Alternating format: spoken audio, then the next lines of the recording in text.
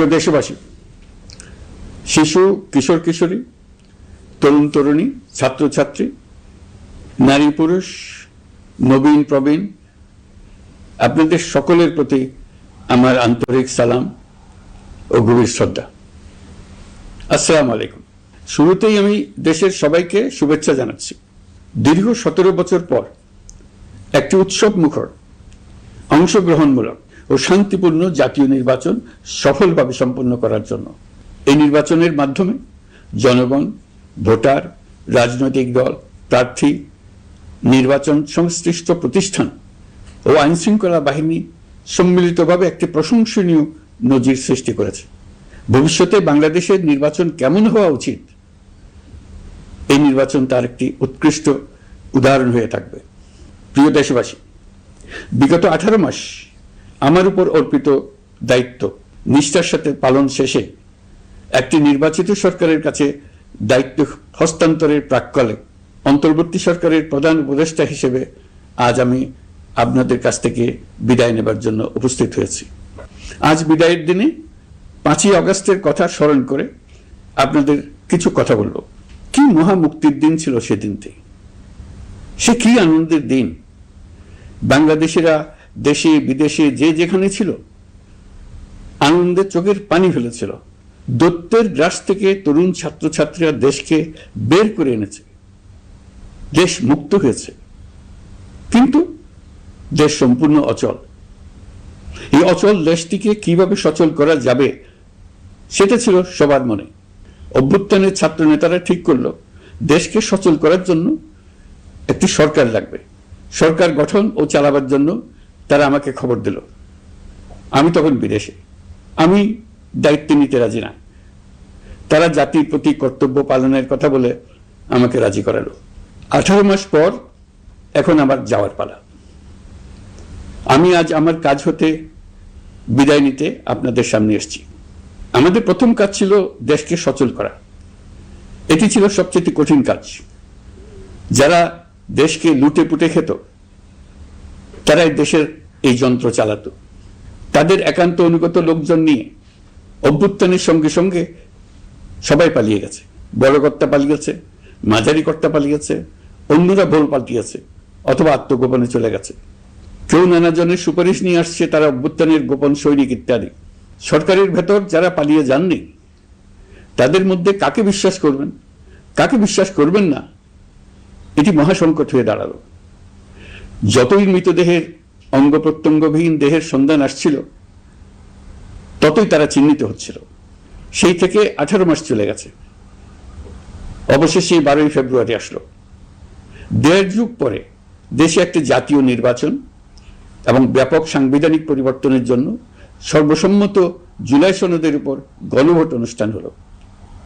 এই নির্বাচনে উৎসব মুখর পরিবেশ, দেশের সর্বত্র একটা ঈদের পরিবেশ ছিল যা আমাদের ইতিহাসে স্মরণীয় হয়ে থাকবে। এই প্রতিদ্বন্দ্বিতামূলক নির্বাচনে যারা জয়ী হয়েছেন তাদের আমি অভিনন্দন জানাচ্ছি। যারা পরাজিত হয়েছেন তাদেরকেও আমি অভিনন্দন জানাচ্ছি। হার জিতই হলো গণতন্ত্রের সৌন্দর্য। যারা জয়ী হয়েছেন তারা মোট ভোটের প্রায় অর্ধেক পেয়েছেন। যারা জয়ী হতে পারেননি তারাও মোট ভোটের অর্ধেক পেয়েছেন। যারা জয়ী হতে পারেননি তারা এই জেনে আশ্বস্ত হবেন যে প্রায় অর্ধেক ভোটার আপনাদের উপর আস্থা রেখেছে। আগামী দিন নতুন সরকার দায়িত্ব গ্রহণ করবে। এর মাধ্যমে আমাদের 18 মাসের দায়িত্বের সমাপ্তি হবে। 24শে জুলাই মাসে বাংলাদেশের মানুষ এক অভূতপূর্ব অভ্যুত্থানের মধ্য দিয়ে তাদের মুক্তি, আকাঙ্ক্ষা ও মর্যাদার দাবি উচ্চারণ করেছিল। সেই সময় দেশ একটি গভীর রাজনৈতিক, অর্থনৈতিক, প্রাতিষ্ঠানিক ও মানবিক সংকটে নিপতিত ছিল। রাষ্ট্রযন্ত্রের উপর মানুষ আস্থা হারিয়ে ফেলেছিল। গণতন্ত্র হয়েছিল ধূলিসাৎ, ভবিষ্যৎ ছিল অনিশ্চিত। ঠিক সেই সংকটময় সময়ে আমাকে আহ্বান জানানো হয়েছিল একটি লক্ষ্য সামনে রেখে বাংলাদেশকে আবার স্বাভাবিক জীবনে ফেরানোর জন্য 3টি দায়িত্ব দেওয়া হয়েছিল: সংস্কার, বিচার এবং নির্বাচন। আমি ও আমার সহকর্মীরা সবাই আমরা সেই অঙ্গীকার রক্ষার চেষ্টা করে গেছি। কোথায় কতটুকু সাফল্য অর্জন করতে পেরেছি, কোথায় ব্যর্থ হয়েছি, সে বিচারের ভার আপনাদের উপর থাকলো।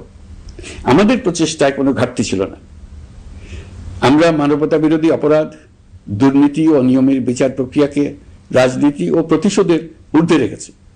আমরা ভঙ্গুর প্রতিষ্ঠানগুলোর প্রশাসনিক, বাণিজ্যিক, আর্থিক সংস্কারে হাত দিয়েছি, যাতে ভবিষ্যতে কোনো সরকার জনগণের ইচ্ছার বিরুদ্ধে নিজেকে স্থাপন করতে না পারে। আর সর্বোপরি আমরা একটি উৎসবমুখর, অবাধ, নিরপেক্ষ, শান্তিপূর্ণ, পরিচ্ছন্ন ও বিশ্বাসযোগ্য জাতীয় নির্বাচনের আয়োজন করেছি, যার মাধ্যমে জনগণ আবার তাদের ভোটাধিকার ফিরে পেয়েছে। এই নির্বাচন কেবল একটা ক্ষমতা হস্তান্তরের প্রক্রিয়া নয়, এটি বাংলাদেশের গণতান্ত্রিক ব্যবস্থার নতুন অভিযাত্রার সূচনা, নতুন বাংলাদেশের জন্ম। এই অর্জনের পেছনে যারা ছিলেন, জুলাইয়ে রাস্তায় নেমে আসা প্রতিবাদকারী তরুণ তরুণীরা, সেই সাহসী মানুষগুলো, শহীদ ও আহতরা, তাদের প্রতি আমি গভীর শ্রদ্ধা ও কৃতজ্ঞতা জানাচ্ছি। তাদের অভূতপূর্ব ত্যাগ ছাড়া এই পরিবর্তন সম্ভব হতো না। এই প্রক্রিয়া সফল করতে দেশের আবালবৃদ্ধ বনিতা সকলেই সহযোগিতা করেছেন। প্রাতিষ্ঠানিক দিক থেকে দেশের রাজনৈতিক দলসমূহ, নির্বাচন কমিশন, সকল আইনশৃঙ্খলা বাহিনী, সশস্ত্র বাহিনী, সরকারি কর্মকর্তা কর্মচারী ও প্রশাসনের প্রতিটি স্তরের সদস্যরা আন্তরিক সহযোগিতা করেছেন। আপনাদের প্রতি আমার আন্তরিক কৃতজ্ঞতা রইল। আপনাদের ধৈর্য, পেশাদারিত্ব ও আস্থার উপর ভর করেই এই পথ চলা সম্ভব হয়েছে। প্রিয় দেশবাসী, 24-এর গণঅভ্যুত্থানের সময় দেয়ালে দেয়ালে তরুণরা যে নতুন বাংলাদেশের স্বপ্ন এঁকেছিল, তার কেন্দ্র ছিল প্রাতিষ্ঠানিক সংস্কার। সেই প্রত্যাশা বাস্তবায়নে অন্তর্বর্তী সরকার প্রায় 130টি নতুন আইন ও সংশোধনী প্রণয়ন করেছে এবং প্রায় 600টি নির্বাহী আদেশ জারি করেছে, যার প্রায় 84% ইতিমধ্যে বাস্তবায়িত হয়েছে। এই সংস্কার সমূহ নাগরিক অধিকারকে সংহত করেছে, বিচার ব্যবস্থাকে শক্তিশালী করেছে এবং গুম, খুন ও বিচার বহির্ভূত হত্যার সংস্কৃতি যেন আর কখনো ফিরে না আসে সেটা নিশ্চিত করেছে। আমরা দায়িত্ব গ্রহণের সময় দেশের আইন শৃঙ্খলা পরিস্থিতি ছিল অত্যন্ত ভঙ্গুর। থানাগুলো ছিল পুলিশ শূন্য, জনগণের মধ্যে আস্থার বদলে ভয় ও শঙ্কা তৈরি হয়েছিল। ধাপে ধাপে আমরা সেই অবস্থার পরিবর্তন ঘটিয়েছি। আজ পুলিশ আর মারণাস্ত্র ব্যবহার করে না, বেআইনিভাবে কাউকে তুলে নিয়ে যায় না, বন্দুক যুদ্ধের নামে হত্যা করে না, পুলিশ ও গোয়েন্দা বাহিনীর ভয়ে কাউকে ডিলিট বাটন চাপতে হয় না। জনবান্ধব ও জবাবদিহিমূলক বাহিনী হিসেবে গড়ে তোলার লক্ষ্যে পুলিশ কমিশন অধ্যাদেশ 2025 প্রণয়ন করা হয়েছে। বিচার বিভাগকে স্বাধীন ও শক্তিশালী করতে পৃথক সচিবালয় গঠন, বিচারক নিয়োগের স্বচ্ছ কাঠামো এবং দেওয়ানি ও ফৌজদারি আইনে যুগান্তকারী সংস্কার করা হয়েছে। সেপারেশন অব জুডিশিয়ারির জন্য মাজদার হোসেন মামলার রায় আমরা বাস্তবায়ন করে গেলাম। গুমকে মানবতার বিরুদ্ধে অপরাধ হিসেবে স্বীকৃতি দিয়ে আন্তর্জাতিক অপরাধ ট্রাইব্যুনাল আইন সংশোধন করা হয়েছে। বিচার প্রক্রিয়াকে স্বচ্ছ করতে রায় সরাসরি সম্প্রচারের সুযোগ, বিদেশি আইনজীবী নিয়োগ এবং অন্তর্বর্তী আপিলের বিধান যুক্ত করা হয়েছে। বাংলাদেশ যেন আর কখনো মানবাধিকারহীন রাষ্ট্রে পরিণত না হয় সেই লক্ষ্যে জাতীয় মানবাধিকার কমিশন অধ্যাদেশ জারি করা হয়েছে এবং কমিশন গঠন করা হয়েছে। প্রিয় দেশবাসী, একটি সমাজ তখনই উন্নত হয় যখন তার নারীরা নিরাপদ, সম্মানিত ও সমান অধিকারপ্রাপ্ত। উন্নয়ন তখনই টেকসই হয় যখন নারীরা সিদ্ধান্ত গ্রহণে, অর্থনীতিতে, শিক্ষায় ও নেতৃত্বে সমানভাবে অংশ নিতে পারেন। যে নতুন বাংলাদেশের স্বপ্ন আমরা দেখছি, নারীদের অগ্রযাত্রা ছাড়া তা গড়ে তোলা সম্ভব নয়। নারী ও শিশু সুরক্ষা, যৌন হয়রানি প্রতিরোধ অধ্যাদেশ, পারিবারিক সহিংসতা প্রতিরোধের অধ্যাদেশ এবং নারী ও শিশু নির্যাতন দমন আইন সংশোধন করা হয়েছে। নতুন এসব আইনের মাধ্যমে কর্মক্ষেত্রে ও শিক্ষা প্রতিষ্ঠানে নারীদের হয়রানি প্রতিরোধ ও সুরক্ষা আবার নিশ্চিত করার পথ সুগম করা হয়েছে। প্রিয় দেশবাসী, অভ্যুত্থান পরবর্তী এক উত্তাল সময়ে দেশকে ধীরে ধীরে স্বাভাবিক ধারায় ফিরিয়ে আনতে আমাদের সশস্ত্র বাহিনীর সৈন্যরা যে ধৈর্য, পেশাদারিত্ব ও দায়িত্ববোধের পরিচয় দিয়েছে, তার জন্য দেশবাসীর পক্ষ থেকে আমি তাদের প্রত্যেককে আন্তরিক ধন্যবাদ জানাচ্ছি। একই সঙ্গে বিশেষভাবে উল্লেখ করতে চাই, যখনই কোনো সংকটময় পরিস্থিতির উদ্ভব হয়েছে, তখনই দেশের রাজনৈতিক নেতৃত্ব আমাদের আহ্বানে তাৎক্ষণিকভাবে সাড়া দিয়েছেন এবং সহযোগিতার হাত বাড়িয়ে দিয়েছেন। এই পারস্পরিক দায়িত্ববোধ ও সংযমই দেশকে অস্থিরতার পথ থেকে স্থিতিশীলতার দিকে এগিয়ে নিতে সহায়ক হয়েছে। স্বৈরাচারের 16 বছরে এদেশের রাজনৈতিক নেতাকর্মীরা যে ভয়াবহ নিপীড়ন, মামলা হামলা, গুম ও হত্যার শিকার হয়েছেন তা আমাদের জাতির জন্য এক গভীর বেদনাদায়ক শিক্ষা।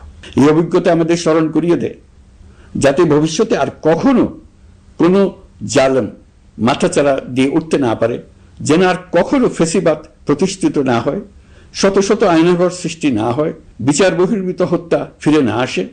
সেই জন্য কেবল রাজনৈতিক অঙ্গীকারই যথেষ্ট নয়, প্রয়োজন ন্যায় বিচার নিশ্চিত করার লক্ষ্যে বিচার ব্যবস্থা ও রাষ্ট্রীয় কাঠামোর মৌলিক ও গভীর সংস্কার। এই উপলব্ধি থেকেই অন্তর্বর্তী সরকার তার সংস্কার কর্মসূচিকে সর্বোচ্চ অগ্রাধিকার দিয়েছে। প্রিয় দেশবাসী, ফ্যাসিস্ট সরকারের 16 বছরের নিপীড়ন ও জুলাইয়ের রক্তাক্ত স্মৃতি এখনো আমাদের মাঝে তাজা হয়ে আছে। যারা ভয়াবহ নিপীড়ন ও নির্যাতন চালিয়েছে তাদের বিচার করা এবং যেন আর কেউ এ ধরনের দুঃশাসন কায়েম করতে না পারে সেটা নিশ্চিত করা আমাদের গুরু দায়িত্ব। বিচার একটা চলমান প্রক্রিয়া। একাধিক ট্রাইব্যুনাল বর্তমানে সক্রিয়ভাবে কাজ করছে। ইতিমধ্যে একাধিক মামলার রায় ঘোষণা হয়েছে। আন্তর্জাতিক অপরাধ ট্রাইব্যুনালে ফেসিবাদের সময় দেশে যে গুমের সংস্কৃতি গড়ে উঠেছিল সেই ভয়াবহ মানবাধিকার লঙ্ঘনের বিচারও শুরু হয়েছে। বেশ কিছু মামলার বিচারিক কার্যক্রম এখন শেষের পথে। আমরা আশা করছি আগামী দিনগুলোতেও বিচারিক প্রক্রিয়া অত্যন্ত নিরপেক্ষ ও স্বচ্ছতার সঙ্গে এগিয়ে যাবে।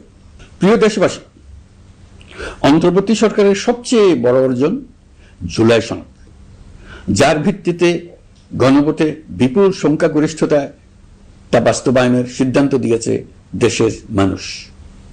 জুলাই সনদের বাস্তবায়ন হলে ফেসিবাদ ফিরে আসার পথগুলো চিরতরে বন্ধ হয়ে যাবে। আশা করব এটা নির্ধারিত সময়ের সীমার মধ্যেই বাস্তবায়ন হবে। অন্তর্বর্তী সরকারের ছোট বড় ভালো মন্দ অনেক কথা ভুলে গেলেও জুলাই সনদের কথা জাতি কখনো ভুলবে না।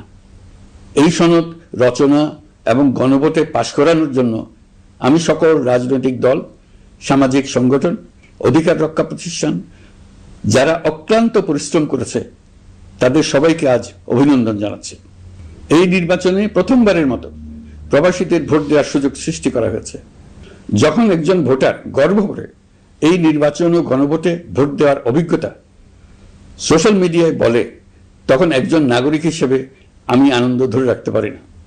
আমি আশা করি এই প্রক্রিয়ায় ভবিষ্যতে আরো অনেক বেশি প্রবাসীরা নিশ্চিন্তে অংশগ্রহণ করতে পারবে। প্রিয় দেশবাসী, আমরা দায়িত্ব গ্রহণের সময় অর্থনীতি ছিল বিপর্যস্ত, ব্যাংকিং ব্যবস্থা ভেঙে পড়েছিল, অর্থ পাচার ছিল লাগামহীন।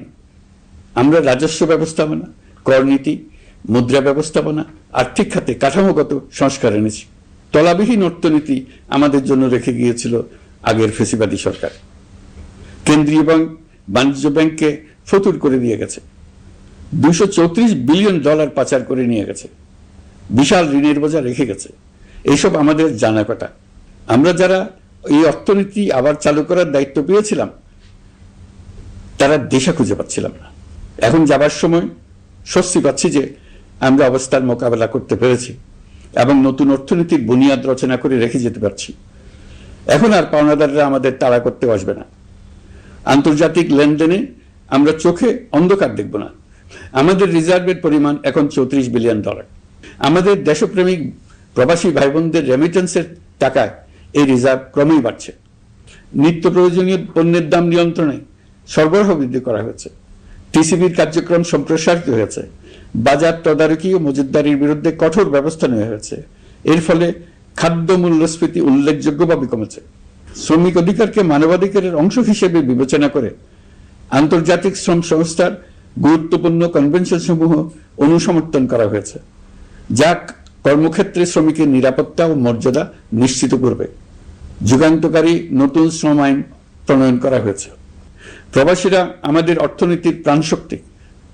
তাদের সুরক্ষা ও কল্যাণে আইন সংশোধন, বিদেশে আইনি সহায়তা, নতুন শ্রম চুক্তি এবং দক্ষতা উন্নয়ন প্রকল্প গ্রহণ করা হয়েছে। বন্দর ব্যবস্থাপনা ও বিনিয়োগ কাঠামোতে আমূল সংস্কারের মাধ্যমে ইউরোপীয় সর্ববৃহৎ বিনিয়োগ সহ একাধিক কৌশলগত প্রকল্প এগিয়েছে। ব্লু ইকোনমির সম্ভাবনা কাজে লাগাতে গভীর সমুদ্র বন্দর, মৎস্য ও আধুনিক টাউনশিপ উন্নয়নে নতুন কর্তৃপক্ষ গঠন করা হয়েছে। প্রিয় দেশবাসী, পররাষ্ট্রনীতিতে বাংলাদেশের সার্বভৌমত্ব, জাতীয় স্বার্থ ও দেশের মর্যাদা, এই তিনটি মূল ভিত্তি আমরা দৃঢ়ভাবে পুনরুদ্ধার করতে সক্ষম হয়েছি। নতজানু পররাষ্ট্রনীতি কিংবা অপর দেশের নির্দেশনা ও পরামর্শ নির্ভর বাংলাদেশ এখন আর নয়। আজকের বাংলাদেশ নিজের স্বাধীন স্বার্থ রক্ষায় আত্মবিশ্বাসী, সক্রিয় ও দায়িত্বশীল। বিশ্বের সকল দেশের সঙ্গে পারস্পরিক সম্মান ও স্বার্থের ভিত্তিতে সম্পর্ক গড়ে তুলতে আমরা প্রতিশ্রুতিবদ্ধ। একই সঙ্গে ভারসাম্য বজায় রেখে ভবিষ্যতের জন্য প্রয়োজনীয় কৌশলগত সিদ্ধান্ত নিতে সক্ষম এমন একটি রাষ্ট্র হিসেবে বাংলাদেশ আজ নিজেকে প্রতিষ্ঠিত করেছে। রোহিঙ্গা সংকট আমাদের জাতীয় নিরাপত্তা, আঞ্চলিক স্থিতিশীলতা ও অর্থনীতির উপর একটা গুরুতর দীর্ঘস্থায়ী চাপ সৃষ্টি করে রেখেছে। দুঃখজনকভাবে দীর্ঘ সময় ধরে এই সংকট নিরসনে কোনো কার্যকর সমন্বিত আন্তর্জাতিক উদ্যোগ দৃশ্যমান ছিল না। দায়িত্ব গ্রহণের পর আমরা আন্তর্জাতিক অঙ্গনে মৃতপ্রায় এই ইস্যুটিকে পুনরায় বিশ্ব মনোযোগের কেন্দ্রে নিয়ে আসতে সক্ষম হয়েছে। এই সংকটের গুরুত্ব অনুধাবন করে জাতিসংঘ আমাদের পাশে দাঁড়িয়েছে। জাতিসংঘের মহাসচিব নিজে বাংলাদেশ সফর করেছেন এবং সমস্যার টেকসই সমাধানে সহায়তার অঙ্গীকার ব্যক্ত করেছেন। আমার অনুরোধে জাতিসংঘে রোহিঙ্গা বিষয়ে বিশেষ সভা অনুষ্ঠিত হয়েছে। প্রিয় দেশবাসী, দীর্ঘ ফ্যাসিবাদী শাসনামলে বাংলাদেশের সশস্ত্র বাহিনীর সক্ষমতা ও আধুনিকীকরণের বিষয়টি পরিকল্পিতভাবে উপেক্ষিত ছিল। আমরা অল্প সময়ের মধ্যেই সেই অবস্থার মৌলিক পরিবর্তনের সূচনা করতে পেরেছি। দায়িত্ব গ্রহণের পর থেকেই বর্তমান সরকার সশস্ত্র বাহিনীর সক্ষমতা বৃদ্ধি, আধুনিকায়ন এবং যে কোনো ধরনের আগ্রাসন কার্যকরভাবে মোকাবেলার জন্য সশস্ত্র বাহিনীকে উপযোগী করে গড়ে তোলাকে অগ্রাধিকার দিয়েছে। সশস্ত্র বাহিনীর প্রতিরক্ষা সক্ষমতা বৃদ্ধি একটি ব্যয়বহুল প্রক্রিয়া হলেও বর্তমান বৈশ্বিক বাস্তবতায় বহির্বিশ্বের সম্ভাব্য হুমকি ও আগ্রাসন মোকাবেলার জন্য এর কোনো বিকল্প নেই। এই বাস্তবতা বিবেচনায় নিয়ে অন্তর্বর্তী সরকার তার সীমিত মেয়াদের মধ্যে সেনাবাহিনী, বিমান বাহিনী ও নৌবাহিনীর সক্ষমতা বৃদ্ধিতে যুগান্তকারী পদক্ষেপ গ্রহণ করেছে। আমি দৃঢ়ভাবে বিশ্বাস করি এই উদ্যোগগুলোর ধারাবাহিকতা ভবিষ্যতের নির্বাচিত গণতান্ত্রিক সরকার সমূহ অব্যাহত রাখবে, যাতে বাংলাদেশের জাতীয় নিরাপত্তা, স্বাধীনতা, সার্বভৌমত্ব, আঞ্চলিক অখণ্ডতা দীর্ঘমেয়াদে নিশ্চিত করা যায়। প্রিয় দেশবাসী, বাংলাদেশ এখন কেবল সংকট থেকে উত্তরণের গল্প নয়, বাংলাদেশ আজ অমিত সম্ভাবনার দেশ। আমাদের ছেলে মেয়েরা অসীম সম্ভাবনা নিয়ে জন্মায়। এটি সাহসী, সৃজনশীল, উদ্যমী তরুণদের দেশ। তাদের দরকার উপযুক্ত শিক্ষা, বিশ্বমানের প্রশিক্ষণ এবং এমন একটি রাষ্ট্র ব্যবস্থা যেখানে মেধা ও পরিশ্রম ও সততার মূল্য আছে। সারা বিশ্বে অর্থনৈতিক কর্মকাণ্ড পরিচালনায় প্রতি বছর বিপুল সংখ্যক দক্ষ, কর্মঠ, শৃঙ্খলাবদ্ধ কর্মীর প্রয়োজন তৈরি হচ্ছে, আর বাংলাদেশে আছে কর্মক্ষম বিপুল তরুণ সম্প্রদায়। আমরা যদি এই বৈশ্বিক চাহিদা পূরণে উপযুক্ত পদক্ষেপ গ্রহণ করি, তাহলে জাপান, কোরিয়া, মধ্যপ্রাচ্য, ইউরোপ, উত্তর আমেরিকা সহ সবাই চাইবে বাংলাদেশের তরুণ তরুণীদের শ্রম, মেধা ও সৃজনশীলতা ব্যবহার করতে। আমরা হয়ে উঠতে পারি তাদের জন্য পছন্দের একটা নির্ভরযোগ্য, দক্ষ জনশক্তি সরবরাহকারী দেশ। আমাদের খোলা সমুদ্র কেবল ভৌগোলিক সীমারেখা নয়, এটি বাংলাদেশের জন্য বিশ্ব অর্থনীতির সঙ্গে যুক্ত হওয়ার উন্মুক্ত দরজা। নেপাল, ভুটান ও সেভেন সিস্টার্সকে নিয়ে এই অঞ্চলে অর্থনৈতিক সমৃদ্ধির বিশাল সম্ভাবনা রয়েছে। অর্থনৈতিক অঞ্চল, বাণিজ্যিক চুক্তি ও শুল্কমুক্ত বাজারে প্রবেশের সুযোগের মধ্য দিয়ে এই অঞ্চলে একটি বৈশ্বিক উৎপাদন কেন্দ্র হিসেবে গড়ে ওঠার শক্তিশালী ভিত্তি প্রতিষ্ঠিত হবে। আমাদের বন্দরগুলোর দক্ষতা আন্তর্জাতিক পর্যায়ে নেবার জন্য সেরা আন্তর্জাতিক বন্দর পরিচালনা কোম্পানির সঙ্গে চুক্তির কাজে আমরা অনেক এগিয়ে এসেছি। এর দক্ষতা বাড়াতে না পারলে আমরা অর্থনৈতিক অর্জনে পিছিয়ে যাব। প্রিয় দেশবাসী, সম্প্রতি বাংলাদেশের সঙ্গে যুক্তরাষ্ট্রের একটি গুরুত্বপূর্ণ দ্বিপাক্ষিক বাণিজ্য শুল্ক চুক্তি সম্পন্ন হয়েছে।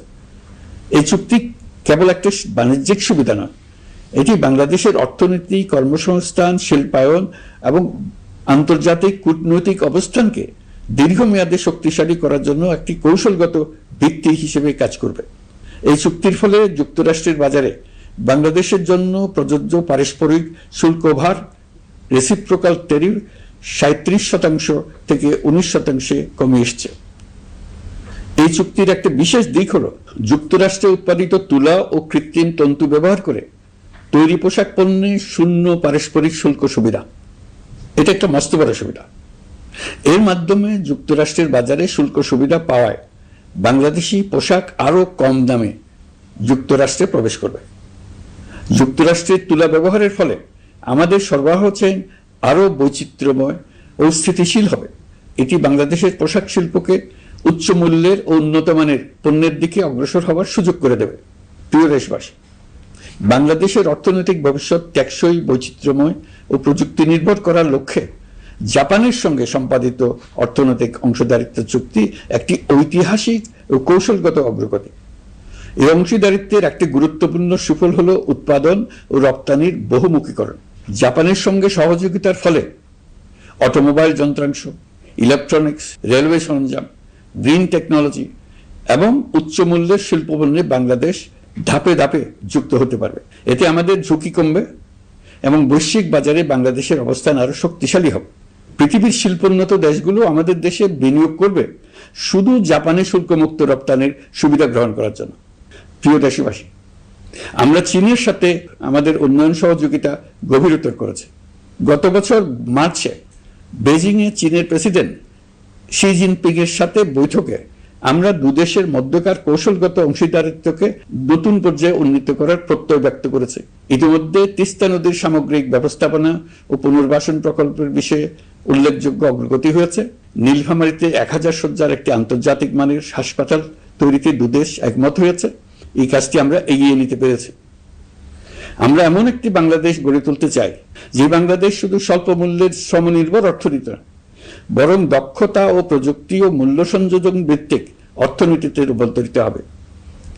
তবে আমি স্পষ্টভাবে বলতে চাই, এই সম্ভাবনা বাস্তবে রূপ নিতে হলে 3টি বিষয়ের কোনো বিকল্প নেই: শিক্ষা, প্রশিক্ষণ এবং সততা। অতীতে রাষ্ট্রীয় ব্যবস্থাপনায় সীমাহীন দুর্নীতি, অসততা, অনিয়ম ও জালিয়াতিকে উৎসাহিত করা হয়েছিল। সেই সংস্কৃতি আমাদের পেছনে টেনে রেখেছিল, আমাদের বিশ্বাসযোগ্যতা ক্ষুণ্ণ করেছিল।